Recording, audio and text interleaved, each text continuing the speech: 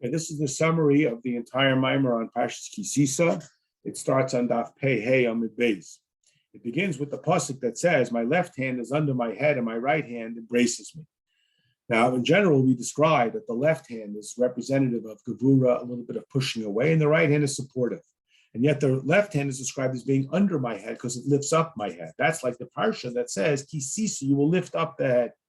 Now, this goes on to describe the difference between the way in which we relate with Hashem through davening, when we approach Hashem from below to above, and the way in which we relate to Hashem through Torah study, which is God coming down to us from above to below. And sometimes it's one way, sometimes it's the other way. But each one of them contain, and we focus primarily on the davening side, which includes the mitzvah performance and so on, which is the submission of our will for Hashem's will. And this is why we are told that the power of tshuva is always possible and always constant. That is, even if there's been a violation of the covenant, and instead of being bonded and attached with godliness, we allow ourselves to be bonded and attached with material pleasures, we can correct it. We correct it specifically through the mitzvah of tzedakah. Now, as we can observe, there are two aspects to everything of the physical. There's its physical side, and there's its spiritual side. Of course, its physical side expires, and its spiritual side is eternal. And this is true of us. We have our physical humanity and our spiritual side. And since we are cognizant that our spiritual side is eternal, our physical side expires, we are therefore more naturally drawn to our spiritual side, ipso facto. When it comes to making the decision between the physical and the spiritual, we will come down towards our greater love for Hashem, which is the source of all of our spirituality.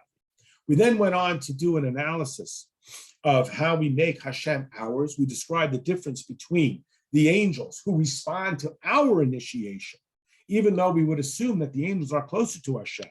In practicality, the angels are waiting for us. And how do we make Hashem ours, Hashem tikeנו, like we say in the brachas? This is a gift that comes from above, that Hashem allows that to be ours. And it's manifest in all the processes of the Shema. We have v'chol levavcha, that we love Hashem, v'chol nafshecha, that we're willing to devote ourselves, even to the point of surrendering ourselves. But the ultimate is the v'chol moyadecha, which is the ultimate capacity for tshuva to transform. How does a person reach this level? So the ultimate illustration is through the Baal Tshuva, the person who was distant who has now returned. And this is how we understand that the left side, which represents a form of rebuke, actually ultimately uplifts our head.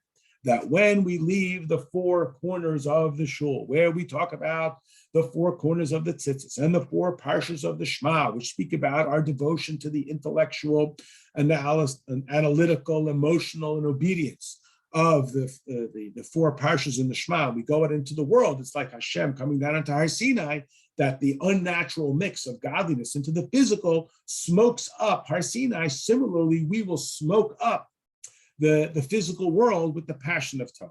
There's also a short 1.5 column Maimer on Daf Pei Vav Amid Beis, where we talk about the giving of the half shekel. We talk about some of that in detail, that Hashem is described as the husband who sustains the wife, which is the Jewish people, and that we turn to Hashem with the half shekel. Now, the half shekel is described as being comprised of 20 gera, 20 measurements. Now, those 20 are two different ways in which we come to the love of Hashem. One is the love that is the product of our analysis, that this is the human choice, that Hashem grants us our neshama, and we must engage intellectually to stir up that level of love. And then there's a second level, that there's an infinite level of love of Hashem that is a gift from above. But that not everybody merits.